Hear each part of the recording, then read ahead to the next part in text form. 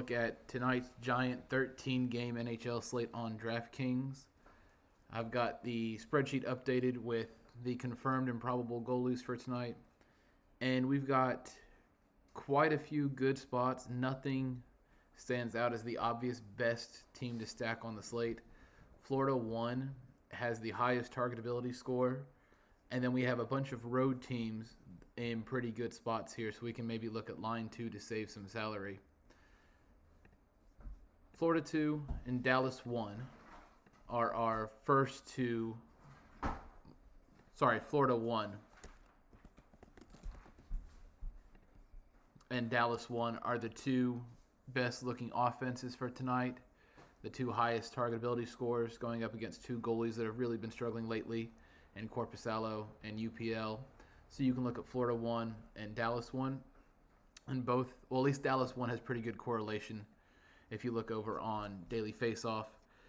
Dallas 1, their three forwards, Hintz, Pavelski, and Robertson also play on the top power play. Florida is a little bit different. So if we go to the Florida line combinations and look at Florida 1, Tarasenko, Barkov, and Reinhart.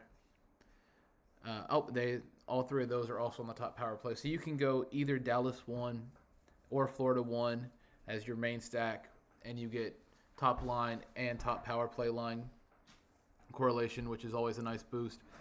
You are also welcome to use a fourth skater in either of those stacks, whether it's on Florida and you want to use Montour or Tkachuk, although it's going to be really expensive if you try to use Tkachuk. Or if you go to Dallas and you want to pair up another skater on this top power play unit. So for here, you can use Ben or Heiskanen, and I think that's totally fine, going 4 skaters in your top stack. After those two teams, Florida 1 and Dallas 1, we got a bunch of teams between 20 and 22 in targetability. The other teams around 22, LA, Calgary, and Toronto, all on the road, so I start with line 2 there. And then Montreal 1 is actually in a good spot at home against Philadelphia that has really been struggling lately.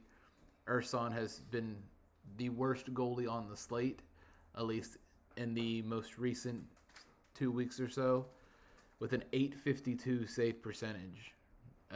A lot of goalies sub 900 on tonight's slate, but .852 is the worst by a pretty significant margin. And Montreal 1, despite not being a good team, they have some players you can target at relatively cheap salaries. So you can look to Montreal 1 as a last 2 or 3 skaters in if you need to save some salary after getting your big Florida or Dallas guys. As far as cheap defensemen and good shot blocking matchups, we've got Boston, Ottawa, and San Jose in plus shot blocking matchups. And on those teams, Boston has 2 that stand out as pretty elite shot blockers, and Andrew Peeke and Brandon Carlo for 31 and 2,900. Ottawa's in a good spot. Jacob Bernard Docker is sub 3K, and he has a chance at the blocks bonus. And then for San Jose, I don't really want to go with Thrun here, but he is basically min salary, and he does have a chance at 3 blocks, although I would prefer any of these 3 if you can find that extra $300 in salary. But if you have to have someone at 2,600, you can do worse than Thrun and just hope for that 3 blocks bonus. As for goalies tonight, I haven't put anything in here yet. I was trying to get this video up before I even went through all the goalies. So we're kind of going to do this real time.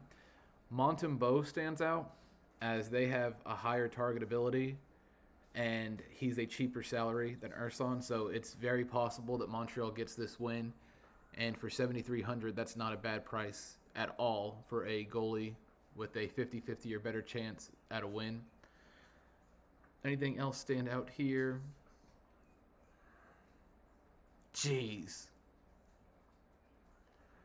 Just, gosh. Buffalo, don't play Buffalo. That's wild. They're projected for 9 high danger chances. That might be the lowest. Oh, nope, just kidding. Anaheim's at 8.8. So Buffalo and Anaheim are both in horrible spots. Avoid them. Ottinger, speaking of which, at 8,100 is not a terrible price for a goalie that's such a big favorite to win, although I'm not sure what kind of shot blocking upside you get going against Buffalo. but they do have some dangerous skaters. So Ottinger, I don't mind if you're going to pay up to the 8K range. Otherwise, so far, Montembeault looks like my favorite goalie of the night. You can go to one of Kochetkov or Swayman. They're both good prices. These are two good teams. This could be like a 3-2 game in the end, and whatever goalie gets the win is going to feel fine at that salary. So I don't mind either Kochetkov or Swayman tonight. Jet Greaves has been really good for Columbus. Tampa Bay is not an ideal matchup, but he's very likely going to hit the 35 save bonus at 7K. He can even give up 3 goals or so, and you still don't feel terrible about rostering him. But again, at 7K, I think I'd rather just pay the 300 more to get to Montembeault with the much higher likelihood of getting the win bonus at the end of the night. Nothing else really stands out just going through this. If I do notice anybody, I'll add it to the sheet. But, I mean, Hellebuck, again, 7,700 is a good price for him. Nashville is a team that does like to shoot, so he does have save upside. And a pretty good chance at the win against Nashville. Not that Nashville is bad. So Hellebuck's a nice mid-range price and one of the cheapest salaries you'll ever see for Connor Hellebuck at 7,700. So we have, I mean, a decent amount of options across the pricing spectrum. Get your stacks in first. If you can even get Florida 1 and Dallas 1, I say go for it. Maybe use a cheap defenseman. Maybe use a goalie like Montembeault or even Greaves if you need to. But yeah, I think that's going to be my strategy for tonight. Again, the model or the spreadsheet is linked in the description of the video, and I will update if I see any news or get changes on goalies, or if I find any goalies that stand out, I'll put them in here. All right, thanks for watching. Good luck tonight, guys.